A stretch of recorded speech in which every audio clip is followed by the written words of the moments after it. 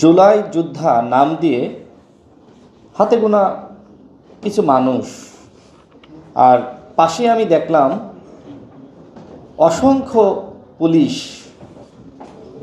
তারা চুপচাপ ললিপপ খাচ্ছে। এই রাষ্ট্রে এখন পুলিশের কোনো কাজ নাই, তাদের একমাত্র কাজ বসে থাকবে, ললিপপ খাবে, আর মাস শেষে এটিএম বুথে গিয়ে কার্ড দিয়ে টাকাটা তুলে নিবে। এভাবে কি একটি রাষ্ট্র চলতে পারে বন্ধুগণ?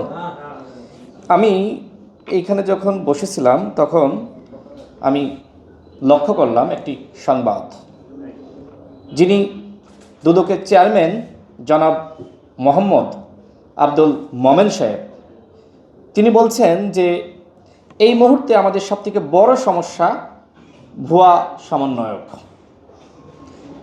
তিনি উল্লেখ করেছেন যে 1971 সালের পরে বাংলাদেশে একটি বাহিনী তৈরি হয়েছিল, 16 বাহিনী নামে। এই বাহিনীর কাজ ছিল এরকম ভুয়া মুক্তিযোদ্ধা সাজা। ঠিক একইভাবে আমরা এখন লক্ষ্য করছি ভুয়া সমন্বয়ক। আপনারা নিশ্চয়ই দেখেছেন যে একজন সমন্বয়ক, তার নাম রিয়াদ, আজকেও তার আরেকটি বাসায় প্রায় 2.5 লাখ টাকা পাওয়া গেছে।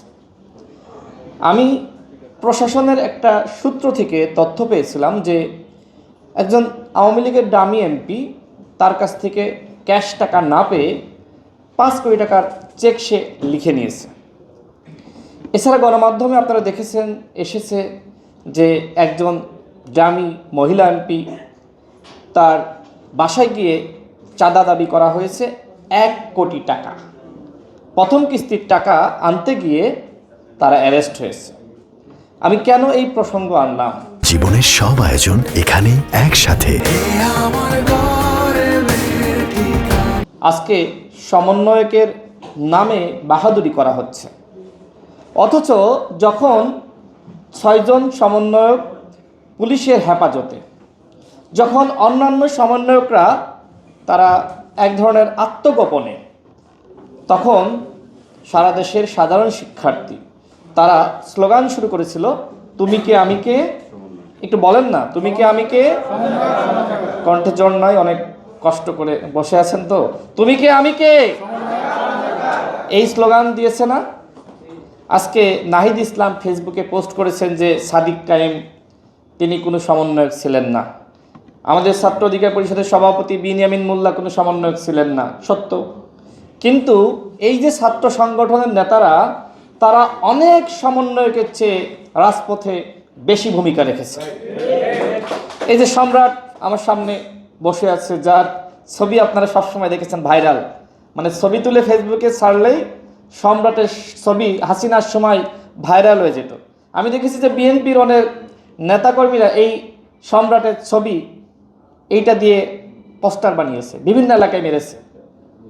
সম্রাট কিন্তু এই আন্দোলনের কোনো সমন্বয়ক ছিল না, কিন্তু যারা সমন্বয়ক ছিল তাদেরকে এক জায়গা থেকে আরেক জায়গায় নিয়ে যেতেন, তাদের নাস্তা করাতেন, রিক্সা ভাড়া দিতেন। আমি এরকম অসংখ্য পদ নাই, কিন্তু তারা এরকম অসংখ্য সমন্বয়ককে দেখেছি। আজকে এই সমন্বয়ক পদটি নিয়ে যারা বাহাদুরি করছে, এটা খুবই দুঃখজনক। এই যে গণ অভ্যুত্থান, এই গণ অভ্যুত্থানে রাজনৈতিক দল এবং ছাত্র সংগঠনগুলো তারা ব্যাপক ভূমিকা রেখেছে, কিন্তু আপনারা যদি লক্ষ্য করেন দেখবেন যে তাদের ভূমিকাকে খুব খাটো করা হয়েছে, স্বীকার করা হয়নি। যেমনটি করেছিল আওয়ামী লীগ। আওয়ামী লীগ 71-এর চেতনা এককভাবে দখল করেছিল। ঠিক আমরা লক্ষ্য করছি 24-এর যে অর্জন বা চেতনা, এইটা দখল করার জন্য একটা প্রতিযোগিতা শুরু হয়েছে। আর এই প্রতিযোগিতার অংশ হিসেবে আমরা শাহবাগে দেখছি যে জুলাই যোদ্ধা নামে আজকে শাহবাগ অবরোধ করা হচ্ছে।